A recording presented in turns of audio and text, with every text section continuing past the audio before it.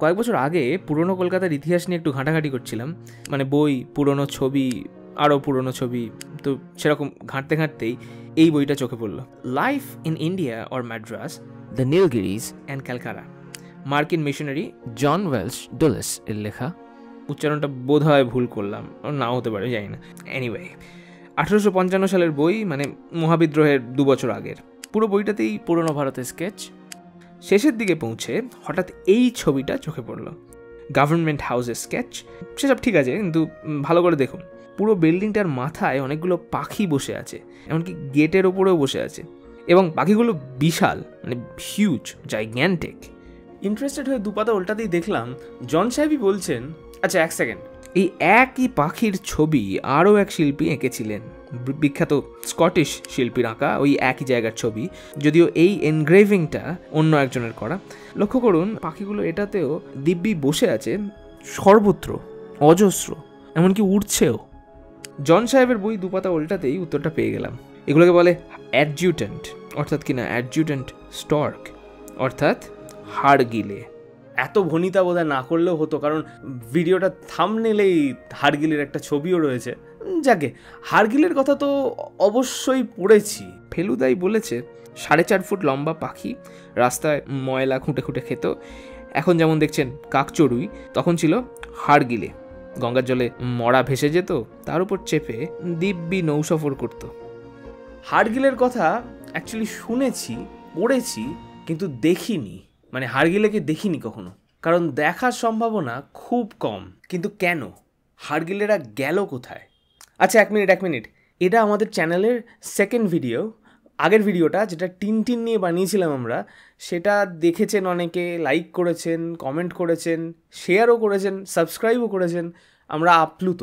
কিন্তু এখন আমাদের সামনে দুটো অপশন, আমরা যে সাবজেক্টগুলো নিয়ে পড়ছি, ভাবছি, এমনকি লিখছি হয়তো, সেগুলো নিয়ে বেশ একটা মানে রিসার্চমূলক ভিডিও বানাবো, অথবা আমাদের পাহাড় প্রমাণ আলস্যের তলায় চাপা পড়ে যাব। এর মধ্যে কোনটা আমাদের করা উচিত? অবশ্যই আমাদের পাহাড় প্রমাণ আলস্যের তলায় আমরা চাপা পড়ে যাব। এ নিয়ে কোনো দ্বিমত থাকতেই পারে না। সব ব্যাপারে ডায়ালেকটিক্স অভ্রান্ত, শুধুমাত্র এই ব্যাপারটায় ছাড়া। কিন্তু মাঝে মাঝেই মনে হয় যে কোনো একটা ছোটোখাটো টপিক, যেটা নিয়ে খুব বেশি রিসার্চের দরকার নেই, কিন্তু তাও মনে হচ্ছে একটু কথা বলা যেতে পারে, একটা 6-7 মিনিটের আড্ডা হতে পারে, এরম টাইপের একটা টপিক। এরকমও তো অনেক কিছু আছে। তো সেই সব টপিক নিয়ে ডিসকাস করার জন্য আমরা নতুন একটা সিরিজ চালু করলাম, টক্স অ্যান্ড ডক্স মিনিজ। নামটা হয়তো পাল্টাতে পারে ভবিষ্যতে। এবং এই সিরিজের প্রথম এপিসোড এটা, মানে একটা করে বড় ভিডিও, একটা করে ছোট ভিডিও, এইভাবে প্ল্যান করছি আপাতত। এনিওয়ে, গল্পে ফেরা যাক। ম্যাডাগাস্কার আর মরিশাসে একসময় এমনই এক পাখি ঘুরে বেড়াতো। তারপর অবশ্য নাবিকরা ডোডো শিকার শুরু করলেন, অন্য জন্তু জানোয়ারের পেটেও গেল কিছু ডোডো, আর তারপর পুফ, ডোডো হাওয়া। এক্স্যাক্টলি কিভাবে ডোডোরা গত হলেন তা নিয়ে অনেক বিতর্ক আছে, কিন্তু হাড়গিলেরা বহু দশক ধরে সেই পথেরই পথিক। হাড়গিলে, গ্রেটার অ্যাডজুটেন্ট স্টর্ক, তাদের সংখ্যা এতটাই কম যে আসামে বছর কয়েক আগে আর্টিফিশিয়াল হাড়গিলে ব্রিডিংয়ের প্রজেক্ট শুরু হয়েছে। এখন বিহার, আসাম আর ক্যাম্বোডিয়ার কিছু অঞ্চলে এদের তাও দেখতে পাওয়া যায়। অথচ এক সময়, মানে বহু বছর আগে, মানে কয়েকশো বছর আগে, এরা বাংলায় গিজ গিজ করতো। এই যে লোকাল নেম হাড়গিলে, মানে এরা হাড় গিলতো, মানে স্ক্যাভেঞ্জার বার্ড। তখন স্বাভাবিকভাবেই আরবানাইজেশন শুরু হয়নি, তাই এদের রীতিমতো মানে রাস্তাঘাটে দেখা যেত। আর এদের স্বভাব চরিত্র, জন সাহেব যা বলছেন, লম্বা লম্বা পা, গলা আর বিশাল পাউচ ঝুলছে গলার কাছ থেকে। এরা মৃত ইঁদুর, এমনকি একটা গোটা বেড়ালকেও মুখে পুড়তে পারতো। উনি তো তাই লিখেছেন, বিশাল বড় হাঁ। জেমস ফ্রেজারের ছবিটা যেমন 1819-এর, কিন্তু এটা আসলে মানে রিলেটিভলি রিসেন্ট, যদিও 200 বছরের পুরনো। এর আগেও মানে খোদ বাবরের আত্মজীবনীতেও এদের উল্লেখ আছে।